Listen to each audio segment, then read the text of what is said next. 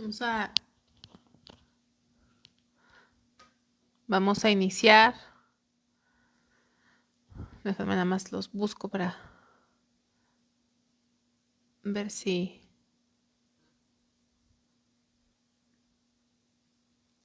se escucha bien o no.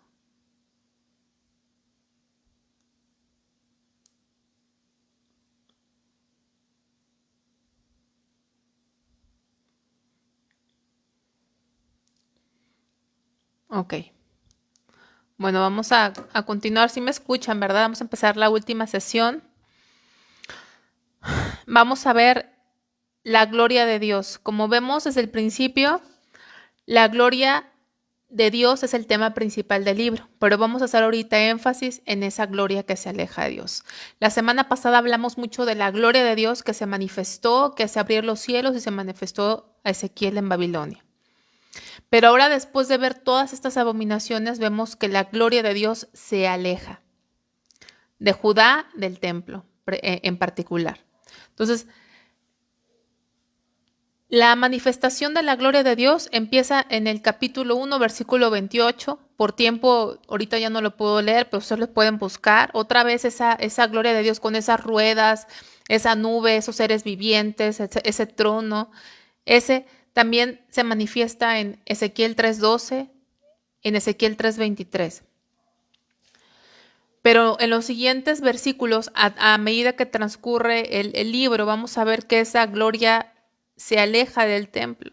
Estaba en el templo y se va alejando. Pero antes de llegar ahí, quiero ver rápidamente con ustedes qué es la gloria de Dios. Es un término muy difícil realmente de entender. O sea, entendemos por la gloria de Dios su magnificencia, su perfección, su grandeza, su poder, su justicia, su naturaleza. O sea, hay tantas palabras que podemos expresar para la gloria de Dios. Pero no, a lo mejor estos pasajes que vamos a ver nos pueden ayudar un poco a entender qué es la gloria de Dios. Si vamos a Ezequiel, perdón, discúlpenme, Ezequiel, no, a Éxodo 33, 18.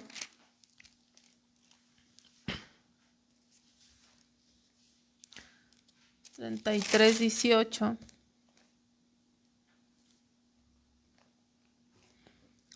Dice, él entonces dijo, te ruego que me muestres tu gloria.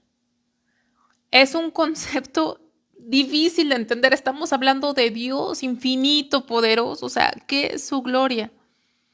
Y le respondió, fíjense bien lo que respondió, yo haré pasar todo mi bien delante de tu rostro.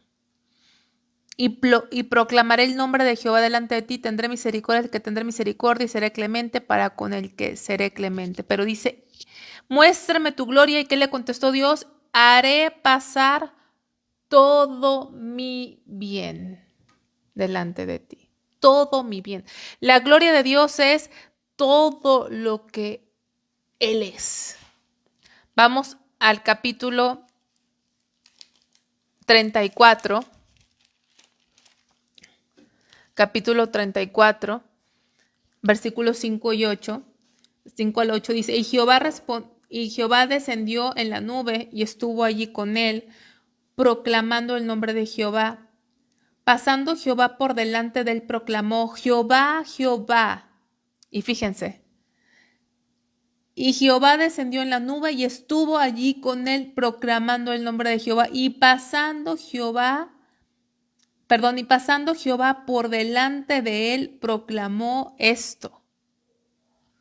Jehová, Jehová, fuerte, misericordioso y piadoso. Acuérdense que Dios le dijo, y voy a hacer pasar todo mi bien. ¿Qué es la gloria de Dios? ¿Qué es la gloria de Dios?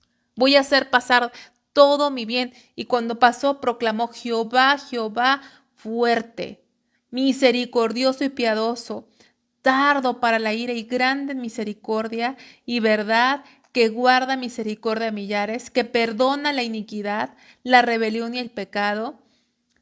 Pero fíjense, Dios perdona la iniquidad del pecado, Dios es lento para la ira, pero fíjense, pero de ningún modo tendrá por inocente al malvado, ¿Qué frase está en todo el libro de Ezequiel? En cada ejecución de juicio de Dios. Y conocerán que yo soy Jehová. ¿Qué es la gloria de Dios? La gloria de Dios es quién es Él, quién es Jehová. Y conocerán que yo soy Jehová. ¿Quién es Jehová? Dice, Él es fuerte, Él es misericordioso, Él es piadoso, Él es tardo para la ira, Él es grande en misericordia y verdad, pero dice que guarda la misericordia a millares, que perdona la iniquidad, porque sí, y perdona la rebelión y el pecado. Sí, Dios perdona, Dios es un Dios misericordioso, es bondadoso, es paciente, pero queda esto claro. Pero que de ningún modo tendrá por inocente al malvado, que visita la iniquidad de los padres sobre los hijos y sobre los hijos de los hijos hasta la tercera y cuarta generación. ¿Y qué le causó a Moisés? Apresurándose, bajó la cabeza hacia el suelo y adoró, lo mismo que hizo Ezequiel. La gloria de Dios. Vamos a Hebreos 1.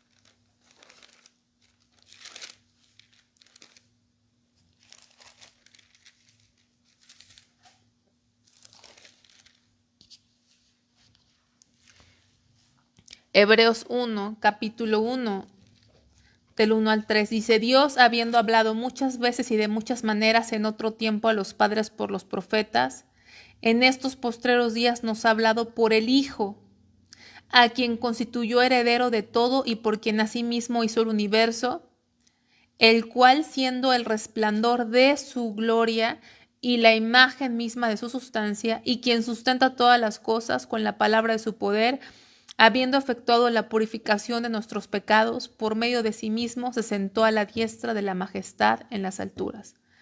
El cual, o sea, el Hijo, Cristo, el cual siendo el resplandor de ¿qué? De su gloria. O sea, quién es Dios, lo que Él es Dios, su carácter, su naturaleza, nos lo ha dado a conocer a través del Hijo.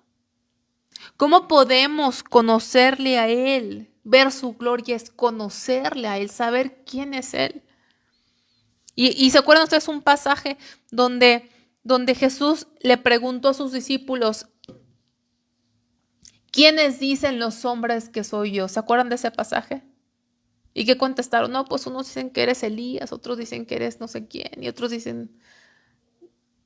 Y luego Jesús les pregunta, ok, eso es lo que dicen ellos no me conocen, ellos no pasan tiempo conmigo, pero ustedes que me conocen, ustedes que pasan tiempo conmigo, ¿quién dicen ustedes? Ahora, ustedes mis discípulos, ahora, ¿quién dicen ustedes que soy yo? ¿Y quién contestó? Pedro contestó, ¿no? Y dijo, tú eres el Cristo, el Hijo del Dios viviente. ¿Y qué le dijo? Esto no te lo reveló carne ni sangre, sino mi Padre. Entonces, el Padre nos revela a Cristo y Cristo es la gloria del Padre. Pero es en esa comunión la gloria de Dios. Ahora repito algo muy importante. La gloria de Dios manifestada en Ezequiel era muy parecida al arca que estaba en el lugar santísimo, esa arca de pacto que es el propiciatorio. Pero tenemos siempre que recordar que en esa gloria había un trono. Y ya les dije, la gloria de Dios no va separada del trono y el trono habla de reino, de gobierno. Por eso en todo el libro de Ezequiel, en el templo, en las medidas del nuevo templo, hay medidas, hay mediciones, hay alguien midiendo con una caña de medir, porque habla de que Dios es el dueño, Dios es el rey, Dios gobierna. No podemos entender la gloria de Dios separada de su gobierno. La gloria de Dios habla de quién es Él y el gobierno de lo que Dios hace. ¿Qué hace? Él gobierna, Él tiene un plan, Él reina. pero van juntas. Esa gloria de Dios, acuérdate, siempre que piensas en la gloria de Dios, en la visión que tuvo Ezequiel, había un trono. Había un trono. Un trono. Un trono. Dios reina, Dios gobierna. Entonces, volviendo a la gloria de Dios, vemos en varias citas, no vamos a buscarlas porque ya nos quedan 30 minutos y todavía faltan algunas, creo que 2 hojas, pero lo puedes ver, buscar en tu casa, pero más voy a leer tu último párrafo, el último párrafo del tema de la gloria se aleja de Judá, voy a leerlo, la última viñeta que dice, el apartamiento de la gloria de Dios se efectuó en varias etapas. En el capítulo 9, versículo 3, la gloria de Dios se aparta antes de la destrucción de la ciudad y del templo. La gloria de Dios se aparta antes. Esa visión de la gloria de Dios deja el templo y deja la ciudad antes de que la ciudad y el templo fuesen destruidos.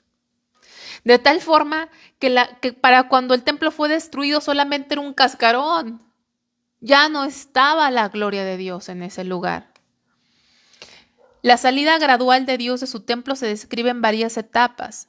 Primero, la gloria reside en el lugar santísimo.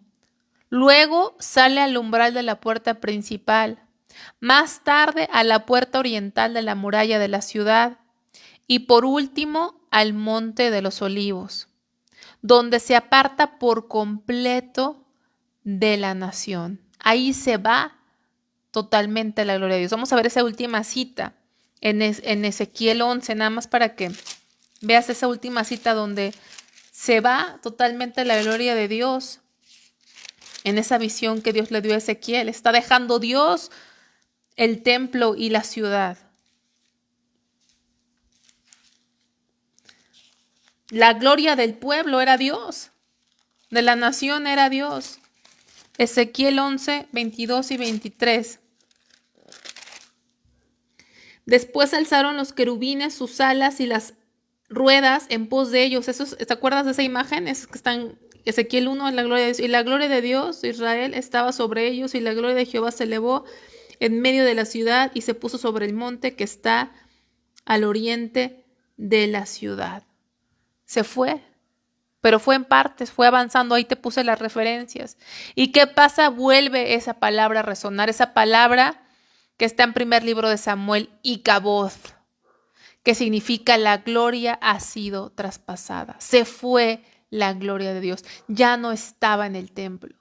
La gloria de Dios, el Dios Cristo que viene a habitar en nuestro corazón, no puede vivir aquí si no hay su reino, si no está su gobierno en nuestra vida. De tal forma que ese templo, como te digo, era un cascarón, ya no estaba Dios, era un ritual, era cualquier cosa. Lo importante del templo no era lo hermoso del templo, sino quién estaba en el templo, quién descendía en ese templo, y la gloria ya no estaba en ese lugar. ¿Cómo iba a estar la gloria con tanta abominación que había en ese lugar? De tal manera que quiero que escuches esto, hermano. Yo sé que probablemente ya estás cansado, pero el juicio de Dios no nada más fue la destrucción de la ciudad, la destrucción del templo, la muerte de los hombres, de niños, de mujeres. No nada más fue el estar cautivo 70 años, el hambre, la peste, las enfermedades, todo lo que vino consecuencia de esa cautividad. El juicio de Dios abarca, y lo más importante del juicio de Dios es que la gloria los dejó. La gloria de Dios se fue. Porque a veces vemos lo que nuestros ojos ven, ay, se quedaron así, se los llevaron cautivos, perdieron a sus esposas, a sus hijos. El más grande juicio de Dios es que el Señor se fue. La gloria de Dios, la manifestación de Dios se fue. Ezequiel también habla de los pastores falsos y los pastores verdaderos. Ahí lo puedes leer en Ezequiel 34. Por tiempo no voy a leer, pero tú puedes leer.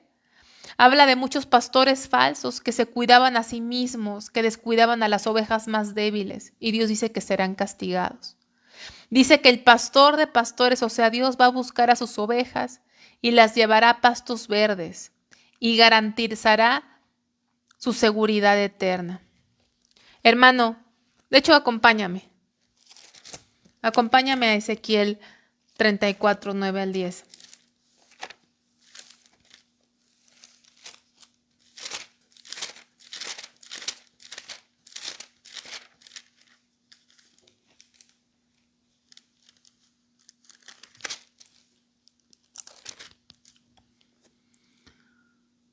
Dice, por tanto, pastores, oíd palabra de Jehová, se ha dicho Jehová el Señor, he aquí yo estoy contra los pastores, y demandaré mis ovejas de su mano, y les haré dejar de apacentar las ovejas, ni los pastores las apacentarán más, ¿cómo dice, perdón? Ni los pastores se apacentarán más a sí mismos, pues yo libraré mis ovejas de sus bocas y no les serán más por comida. Entonces habla de estos pastores que se apacientan a sí mismos. Pastores que dice, yo les voy a demandar mis ovejas de su mano. Ahora, hermano, a lo mejor tú estás pensando en todos aquellos que tienen el título de pastor. No, los pastores.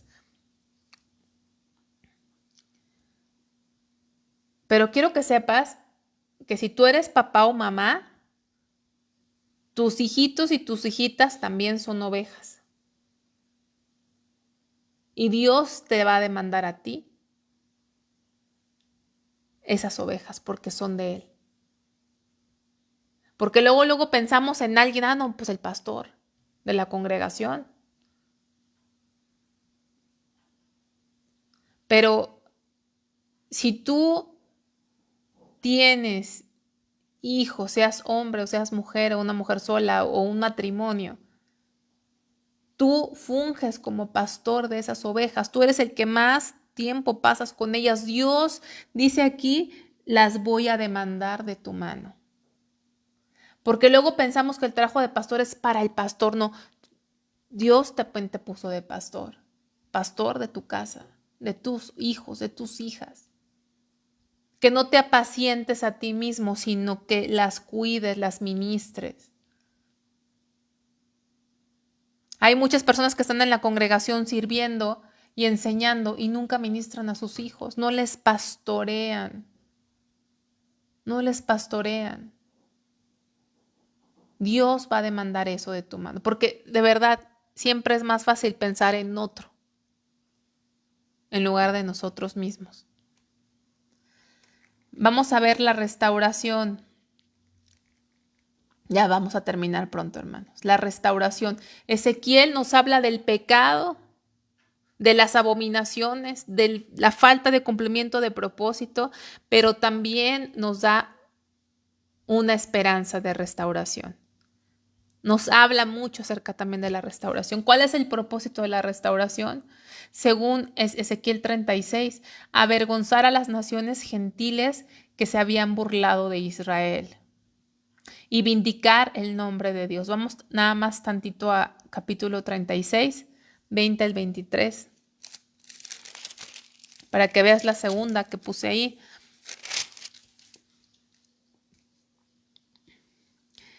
Y santificaré mi grande nombre, profanado entre las naciones, el cual profanasteis vosotros en medio de ellas, y sabrán las naciones que yo soy Jehová, dice Jehová el Señor, cuando sea santificado en vosotros delante de sus ojos. Y yo os tomaré de las naciones y os recogeré de todas las tierras y os traeré a vuestro país. Vamos a... Porque en el 22, no leí el 22, pero ahí dice que Israel profanó entre las naciones el nombre de Dios. Y el versículo 32 dice, no lo hago por vosotros, dice el Señor, sabedlo bien. Avergonzaos y cubríos de confusión por vuestras iniquidades, casa de Israel. O sea, yo los voy a restaurar por amor a mi nombre, para que la gente sepa de mi poder. Que les pasó esto no porque yo no pudiera protegerles, sino porque yo soy santo. Van a ser esparcidas, pero de todos los extremos de la tierra yo las voy a volver a reunir para que las naciones sepan. para vindicar mi nombre, mi fama en las naciones. Entonces, tuvo una visión de restauración Ezequiel en el capítulo 37. Fue una visión tremenda. Esa visión de ese valle. Vamos a Ezequiel, que es uno de los capítulos más tremendos, más impactantes, que nos dan más fuerza, esperanza, fe. Capítulo 37, estamos en la restauración. La mano de Jehová vino sobre mí y me llevó en el espíritu de Jehová y me puso en medio de un valle que estaba lleno de huesos. O sea, imagínense un valle, que es un lugar plano, grande, lleno, ha de ser impresionante, lleno, millones de huesos, ¿se pueden imaginar? Y me hizo pasar cerca de ellos por todo en derredor, y aquí que eran muchísimos sobre la faz del campo y por cierto secos en gran manera. Era un desguazadero, era un lugar donde había puros huesos de muertos, ya desgastados, ya añejados, viejos, en gran manera. Y me dijo, hijo de hombre, y le pregunta, ¿vivirán estos huesos? Y dije, Señor Jehová, tú lo sabes. Hablando de la nación de Israel, cómo esa nación ya estaba muerta, esa nación estaba prácticamente muerta. La parte de las 10 tribus ya hace años que se había extraviado, perdido. Acuérdense que los samaritanos eran mezclas de los que habían quedado, porque la forma en que conquistaban las grandes potencias, la forma era llevarse gente a otras ciudades para cambiarles la identidad y luego a esos lugares traían otras personas y se hacía una mezcla tremenda. Y Judá, que era lo que quedaba, las 2 tribus, también ya había sido llevada a Babilonia. Ya no estaba la ciudad, ya no estaba el templo.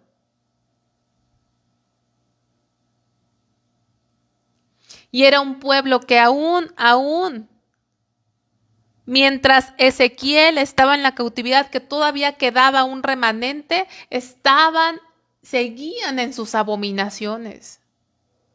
Seguían, a pesar de lo que estaba pasando, seguían en sus abominaciones. Era prácticamente una nación naturalmente y espiritualmente acabada.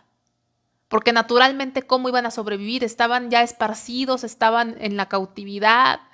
Espiritualmente estaban muertos, seguían en abominaciones, estaban perdidos. Y los que estaban en la cautividad todavía escuchaban a profetas falsos que estaban ahí en la cautividad, eso lo vimos el sábado anterior, que les decían que pronto iban a regresar, que la cautividad no iba a durar 70 años. Entonces, este valle tipifica la condición de Israel, tanto en lo natural como nación, como en lo espiritual. Estaban acabados, estaban pero muertos.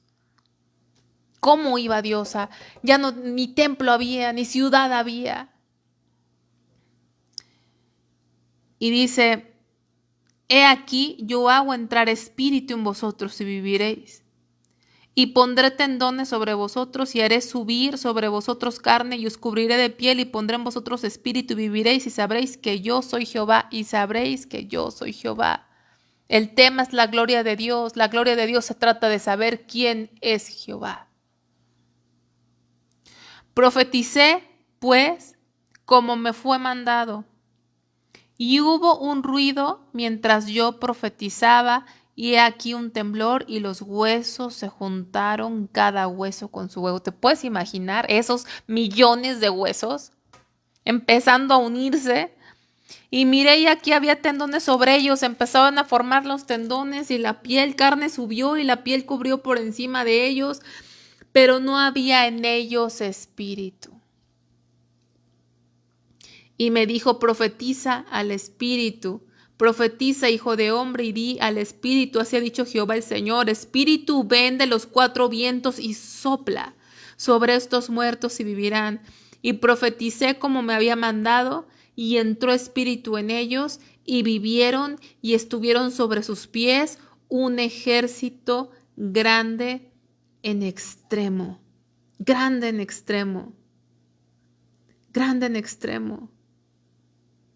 Dice, y me dijo luego, hijo de hombre, todos estos huesos son la casa de Israel. He aquí ellos dicen, nuestros huesos se secaron y pereció nuestra esperanza y somos del todo destruidos. Por tanto profetiza y diles, así ha dicho Jehová el Señor, he aquí yo abro vuestros sepulcros, pueblo mío, y os haré subir de vuestras sepulturas, y os traeré a tierra de Israel, y sabréis que yo soy Jehová, cuando abra vuestros sepulcros y os saque de vuestras sepulturas, pueblo mío, y pondré mi espíritu en vosotros y viviréis, y os haré reposar sobre vuestra tierra, y sabréis que yo, Jehová, hablé y lo hice, dice Jehová. Esa nación que estaba acabada, Dios dijo, yo la voy a revivir. No hay para mí imposible. Pueden estar unos allá, pueden estar esparcidos, pueden estar perdidos, pero yo voy a volver a formar esa nación. Y esta es una gran promesa, hermanos, porque no nada más en lo natural, sino Dios está diciendo, ya los formé natural, ya están unidos sus huesos, ya tienen carne, pero no había en ellos espíritu. Y Dios promete darles la vida nueva. Habla de la promesa de regeneración, que Dios les va a dar ese corazón que habla Jeremías, ese corazón nuevo para servirle a Dios. Es una promesa de restauración total. Yo voy a sacar a esa nación, la voy a levantar de las cenizas, pero también le voy a dar a esa nación la vida nueva. Una promesa para la nación de Israel y también para su pueblo, porque nosotros estábamos en nuestros sepulcros y de ahí nos sacó el Señor. No se trata de convencer a la gente, ¿te das cuenta? Vamos a convencer a la gente. Estrategias de evangelismo. Es que hay que hacer algo en la iglesia para atraer a la gente, hermano. Puedes atraer a la gente y ¿sabes de qué se van a llenar los locales de la iglesia? De huesos secos. Hay iglesias llenas de huesos secos y se cuentan como creyentes convertidos. Solamente Dios puede dar el espíritu de vida. Solamente Él. A veces esos huesos se forman y tienen carne y todo, pero no hay vida. No hay vida.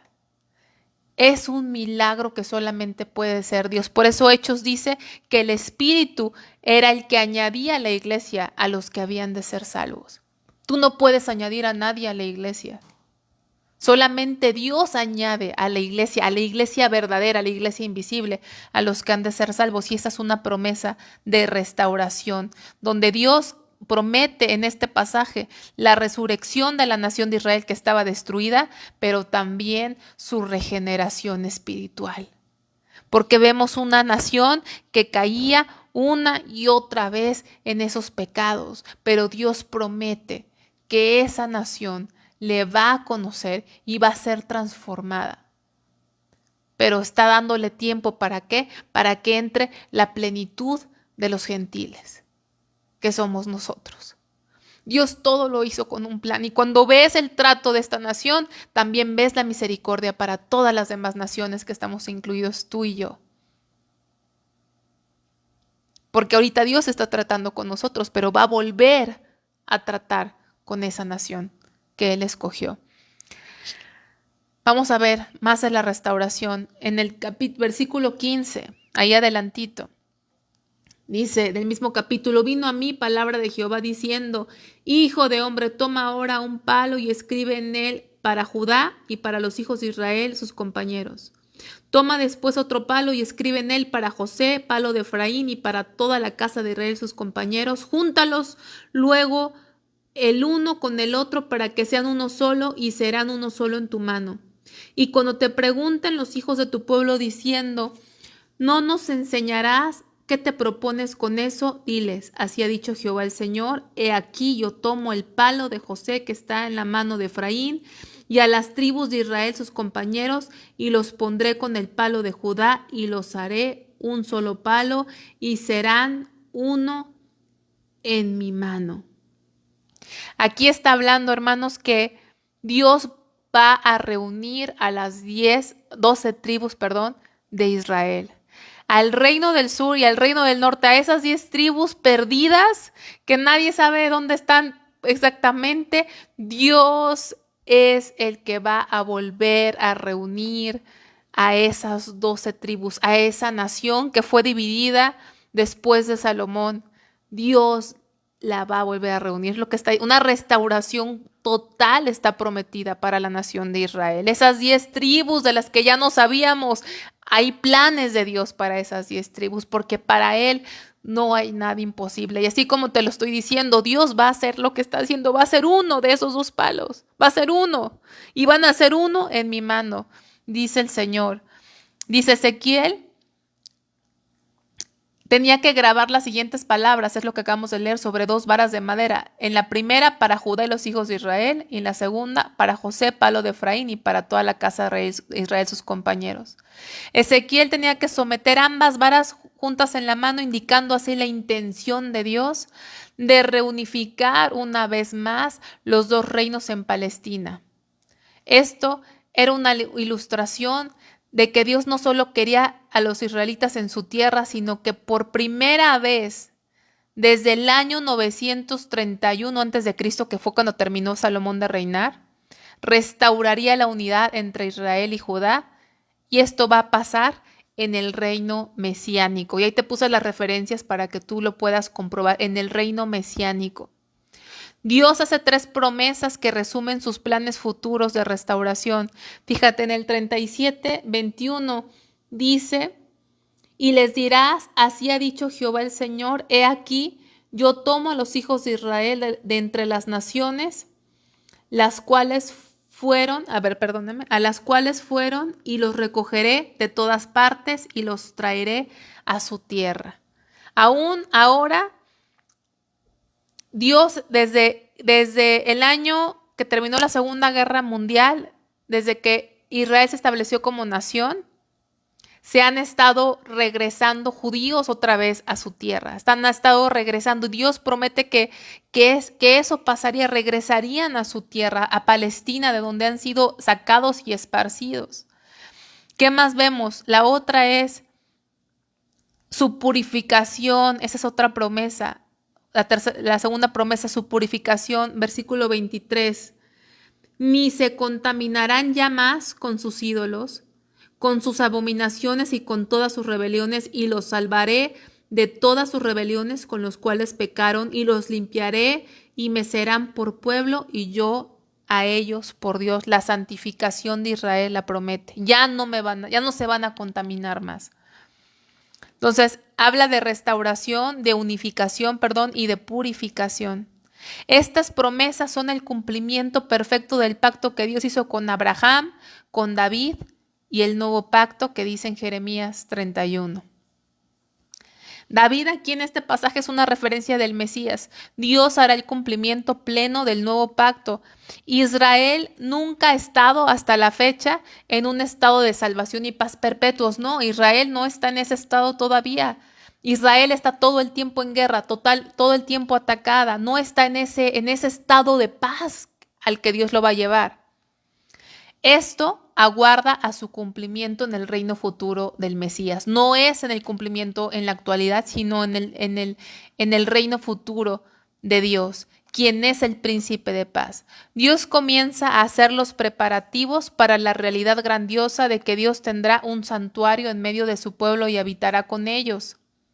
Este siempre ha sido el deseo de Dios. Ahí lo puede, desde siempre el deseo de Dios ha sido habitar entre su pueblo. Vamos allá a Zacarías capítulo 6.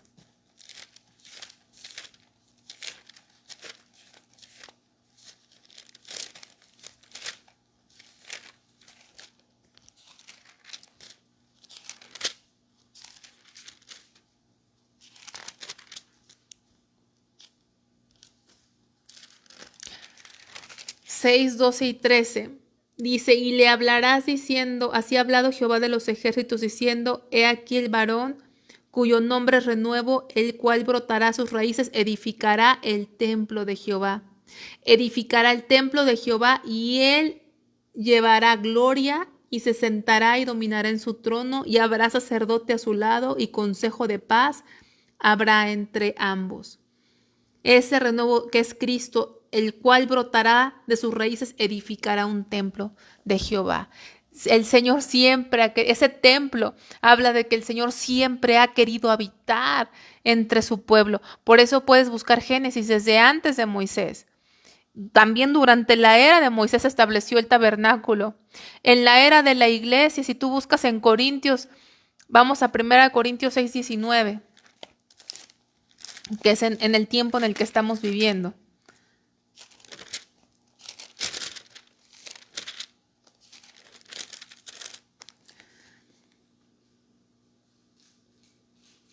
Dice, ¿o ignoráis que vuestro cuerpo es templo del Espíritu Santo, el cual está en vosotros, el cual tenéis de Dios y que no sois vuestros? Sí, Él quiere habitar aquí. Vuestro cuerpo es el templo del Espíritu Santo. Ese ha sido siempre el deseo de Dios. Y en el milenio también, y en la eternidad futura, ahí en Ezequiel 37, si regresamos a Ezequiel 37, 26 al 28.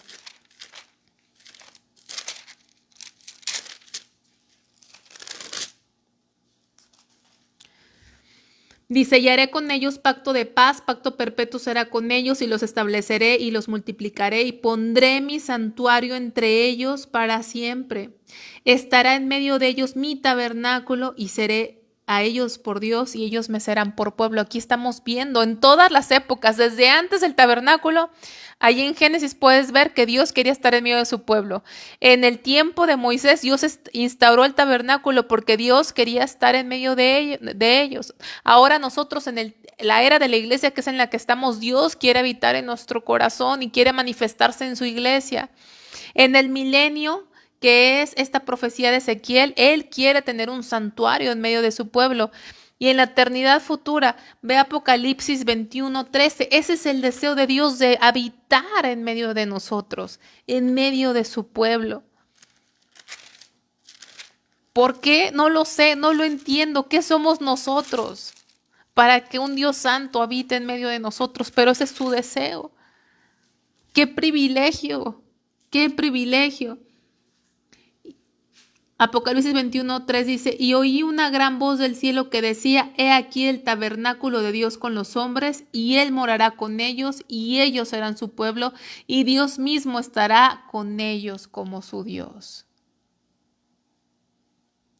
Eso es la eternidad futura. He aquí un tabernáculo de Dios con los hombres. Dios ha querido morar aquí. Ese fue su deseo desde Génesis 1, cuando Él hizo el Edén. Estar ahí. Él moraba y hablaba y había una comunión con Adán cuando todas las cosas sean restauradas. Él quiere habitar en medio de nosotros. Con esto pasamos al regreso de la gloria de Dios y el templo milenario. En los capítulos 40 y 48, que es la parte final del libro de Ezequiel, ¿sí? Habla del templo, describe un templo con tanta perfección. Ahora es un templo para el milenio, es un templo milenario, es un templo que no es el que está actualmente, no era el que conocía Ezequiel. Y en ese templo siempre vemos medidas. Todo lo que tú vas a ver en esos capítulos donde se describe el templo, vas a ver medidas y alguien midiendo. Y eso nos habla del gobierno de Dios, nos habla del diseño de Dios, nos habla que Dios dice, este es mi templo, este es mi diseño, esto es como yo lo quiero, con la exactitud que yo quiero. Yo soy el dueño del templo. Por eso habla de esas medidas, habla de gobierno, habla de su diseño, no del hombre. Entonces, nada más para recapitular en tu mente los templos que hay en la Biblia. El templo de Moisés, después el templo de Salomón, destruido precisamente por Nabucodonosor en los tiempos de Ezequiel. Pero después viene el templo de Zorobabel, que vemos en el libro de Esdras. Ese templo de Zorobabel, que no se parecía en la grandeza al de Salomón, posteriormente fue reconstruido por Herodes en el Nuevo Testamento y fue el templo que le querían presumir a Jesús, porque había sido reconstruido. Ese templo de Zorobabel fue reconstruido por Herodes. Y luego el templo del cuerpo de Cristo. Ahí te puse una referencia porque habla del templo. Cristo habla de que Él como templo. Cuando Jesús estuvo aquí, Él era el templo, ¿sí? ¿Te queda claro? Ellos le querían enseñar a Jesús un edificio y no habían visto que había uno mayor que el templo. Es más, vamos a verlo, porque como decía mi papá, luego se me hace que no lo buscas en tu casa. Juan 2:21.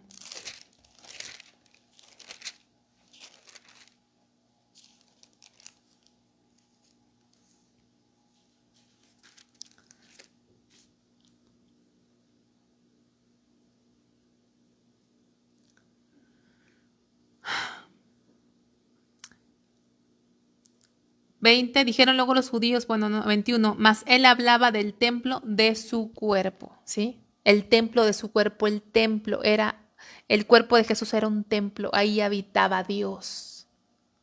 Él era Dios, pero ese cuerpo, esa humillación era el templo, porque ahí en ese cuerpo habitó Dios.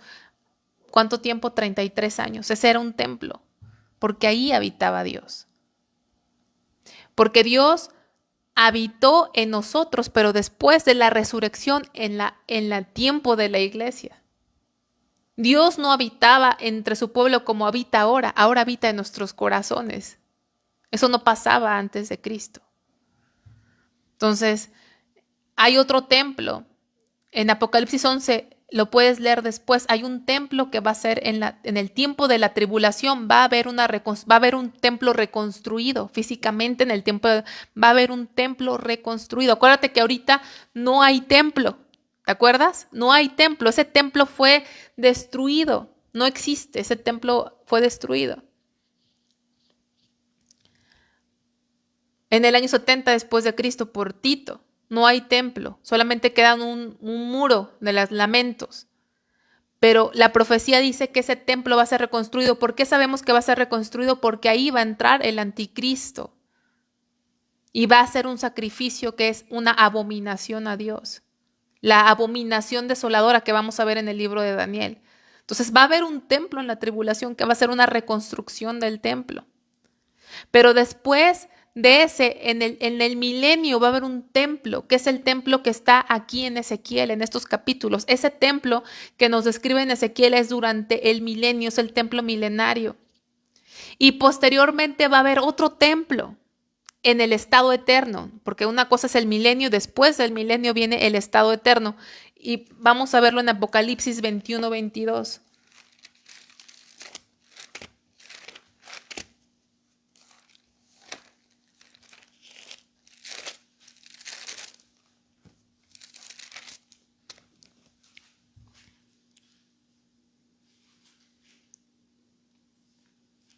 Apocalipsis 21-22 dice, y no vi en ella templo, porque el Señor Dios Todopoderoso es el templo de ella.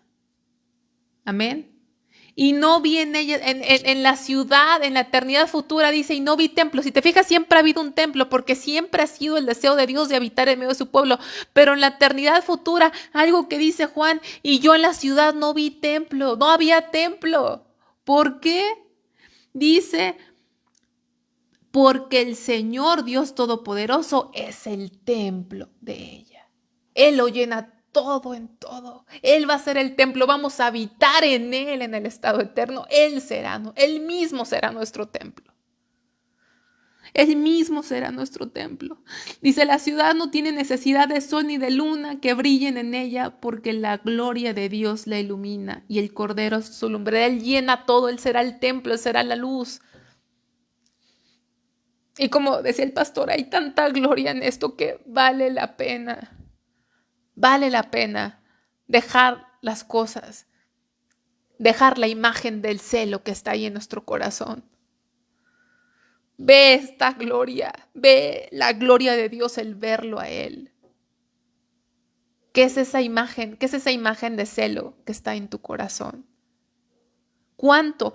Estos capítulos de Ezequiel que vamos a ver, el pueblo se dio cuenta de cuánto se perdió por estar embelesados con la grandeza, con el poder y el glamour de las naciones de alrededor. ¿Cuánto se perdió el pueblo de Dios? Cuando empieza Ezequiel a describir el templo milenario, ¿Cuánto se perdió? ¿Cuánto nos perdemos y cuánto nos podemos perder por seguir con esa imagen de celo, por tener esto adentro del corazón? Vamos a seguir leyendo. Entonces queda claro que esta descripción del templo que está en estos capítulos es el templo milenario, el templo que va a existir en el milenio. Cuando tú lees la descripción de ese templo, te vas a dar cuenta que no había algunos objetos que había en templos anteriores. Por ejemplo, en este templo que describe en Ezequiel, no va a haber velo. ¿Por qué? Porque ya ese velo fue roto. Ya tenemos totalmente acceso al lugar santísimo. Tenemos acceso al trono de gracia para encontrar el oportuno socorro. Ya no hay velo. También te vas a dar cuenta, si leíste o lees, que no va a haber panes de la proposición, ya no va a haber la mesa de los panes ya no va a existir, porque Él es el pan de vida, Cristo es el pan de vida, Él ya vino, el pan de vida ya se nos fue dado.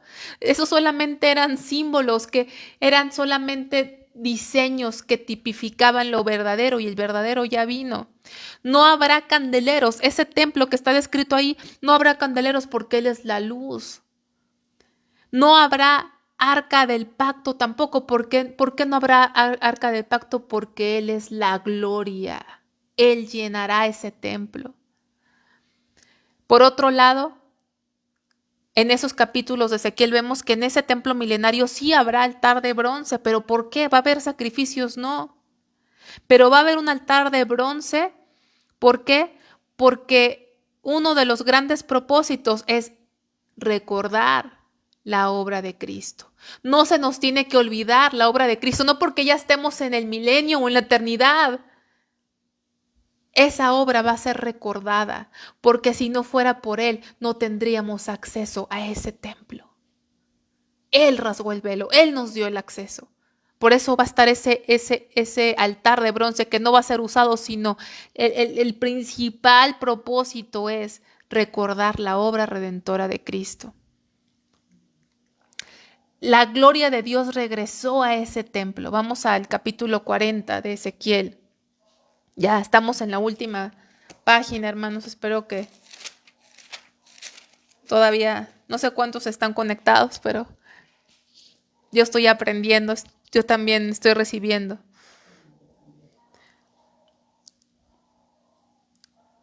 ¿Cuál les dije? Ezequiel 40. Vamos a Ezequiel 40.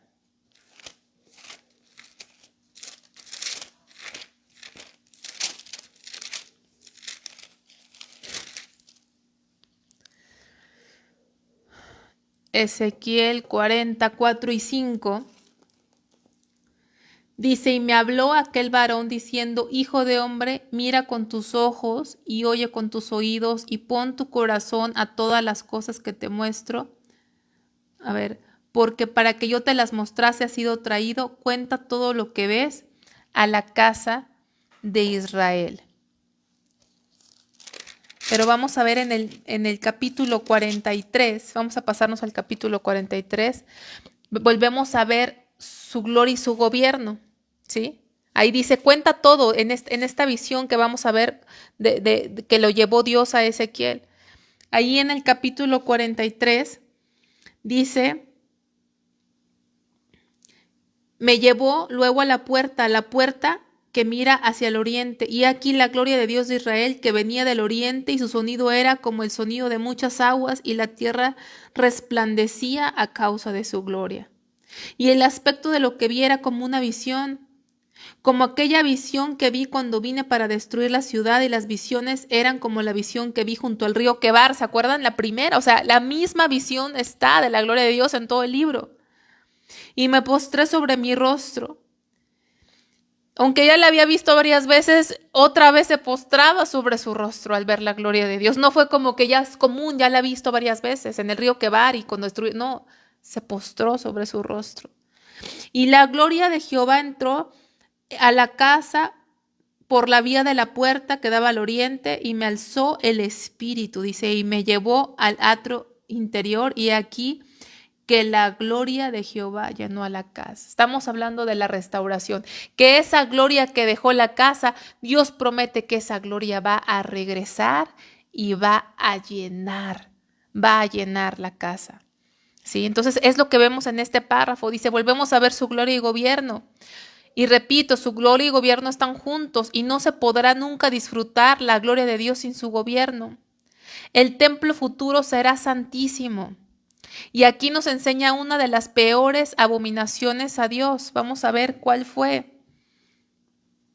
Versículo 6. Y oí uno que me hablaba desde la casa. Y un varón estaba junto a mí, me dijo, hijo de hombre, este es el lugar de mi trono. ¿Se acuerdan? Este es el lugar de mi trono. La gloria de Dios, la visión de la gloria de Dios tenía un trono. Este es el lugar de mi trono. La gloria de Dios llenó la casa y dice, este es el lugar de mi trono. La gloria y el gobierno de Dios son dos cosas diferentes, pero van juntos. Este es el lugar de mi trono. Este es el lugar de mi gobierno. De mi gobierno. Eso es bien importante. Yo reino.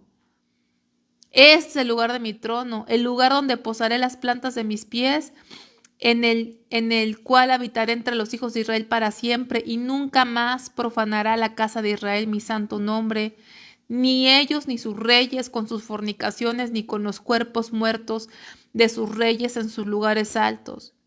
Porque poniendo ellos, fíjense, esta es la abominación. Porque poniendo ellos, aquí está diciendo Dios, aquí voy a gobernar, ya volví, aquí está mi gloria y nunca más van a profanar esta casa, porque dice, ellos lo que hicieron, versículo 8, porque poniendo ellos su umbral junto a mi umbral. ¿Cómo haces eso? Dios tenía un diseño, Dios puso un umbral, pero ¿qué hizo el hombre? Puso el suyo.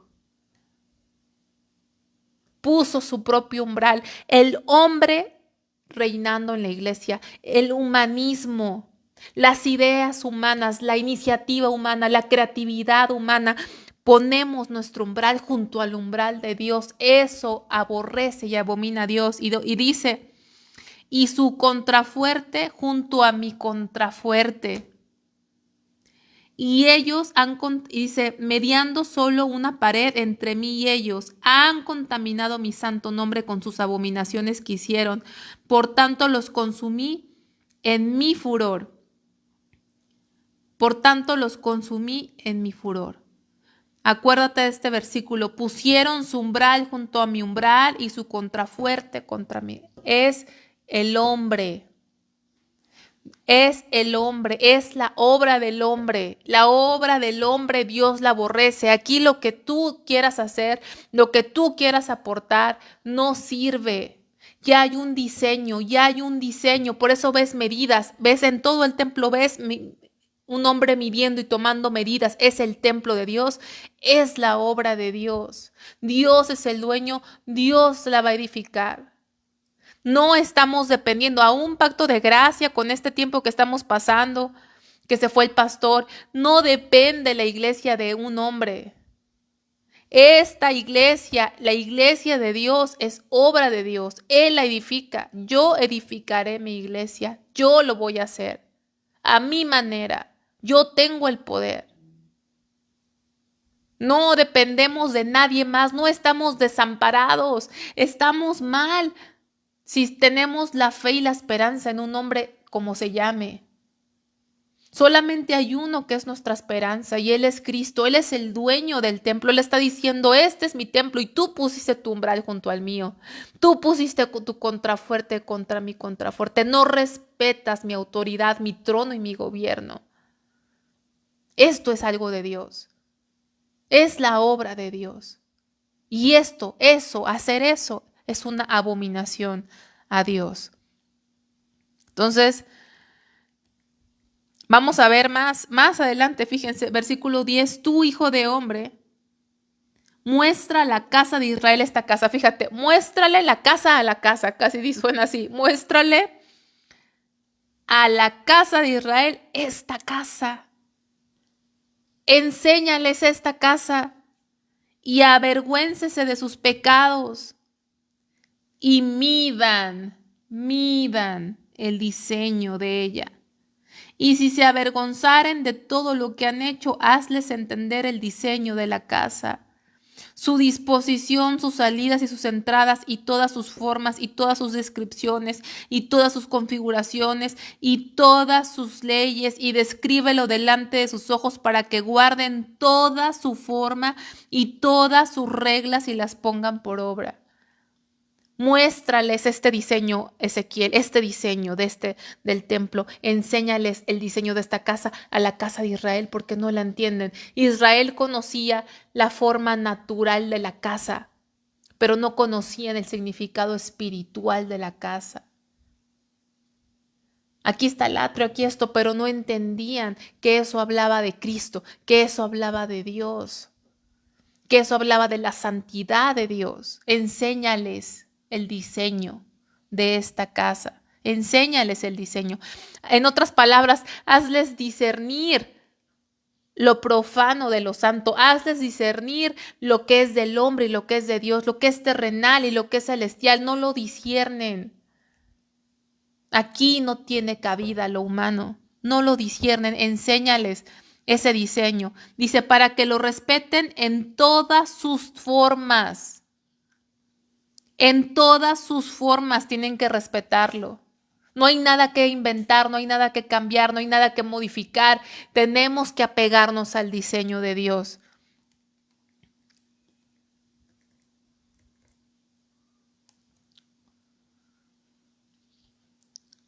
Enséñale sus entradas y sus salidas. Solamente hay una entrada y esa es a través de Cristo.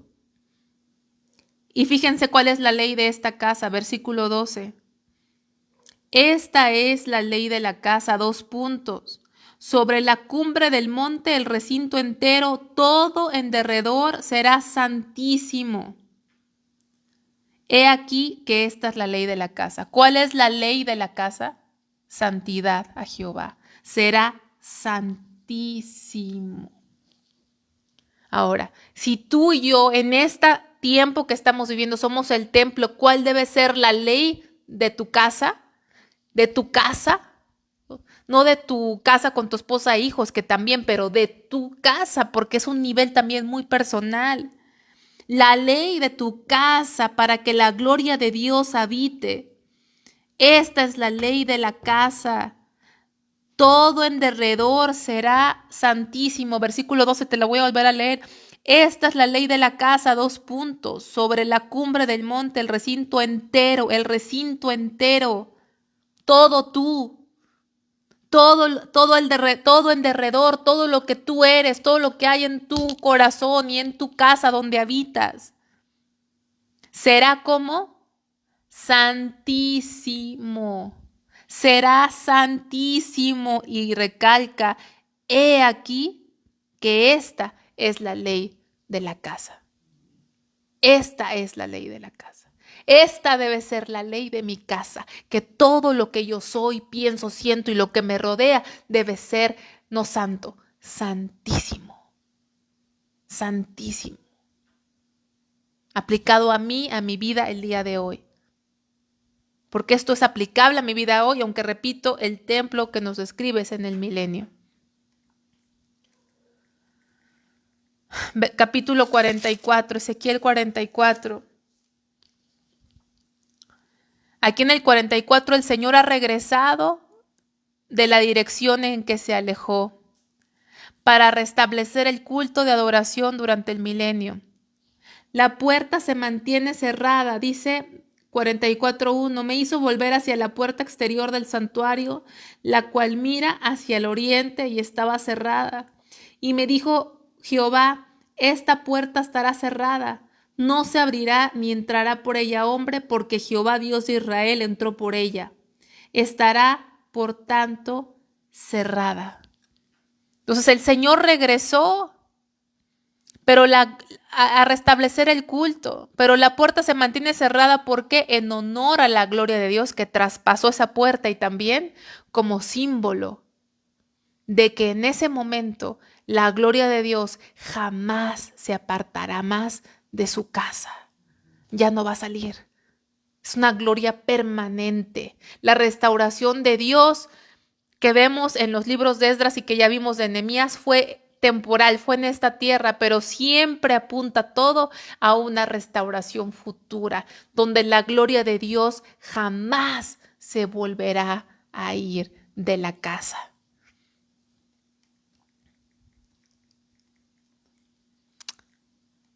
En el versículo 47 vemos a un río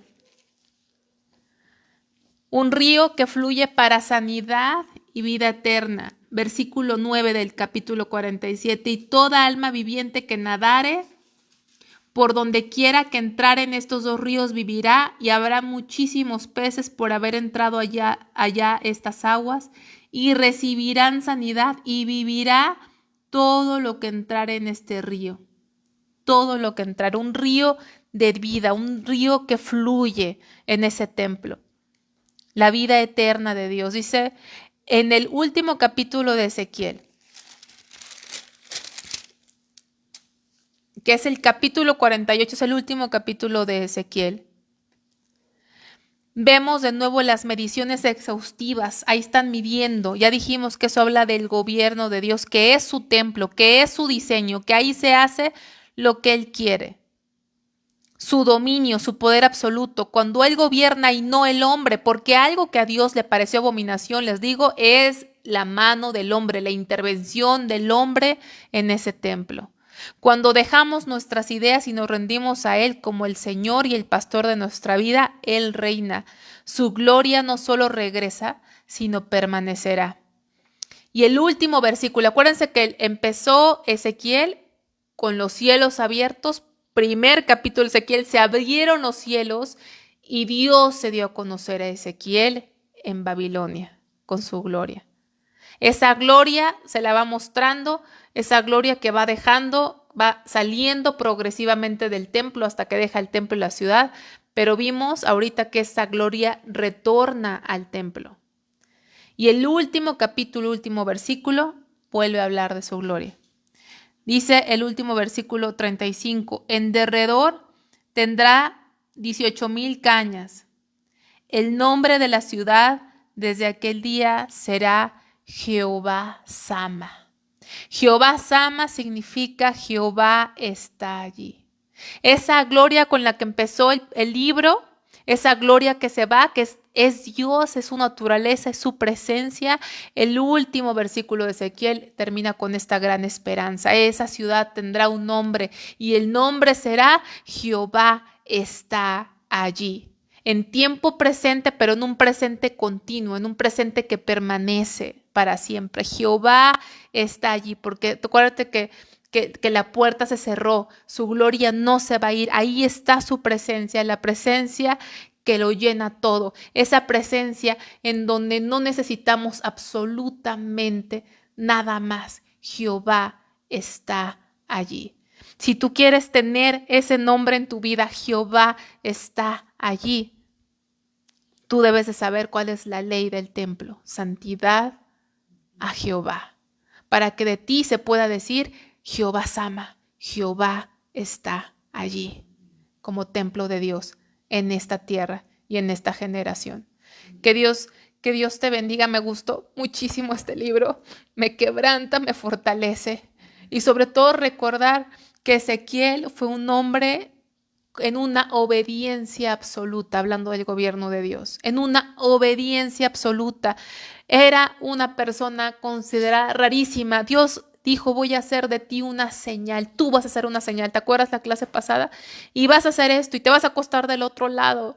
Y hasta lo puso a calentar su comida con estiércol y luego lo puso a hacer un como castillito con soldados que a la gente le parecía ridículo. Y Dios se llevó a su esposa, que era la alegría de sus ojos, dice la palabra, y dijo, y no vas a llorar. No vas. Qué difícil es cuando pierdes a alguien, no llorar. No lloró, hizo obediencia absoluta a Dios. Obediencia absoluta a Dios.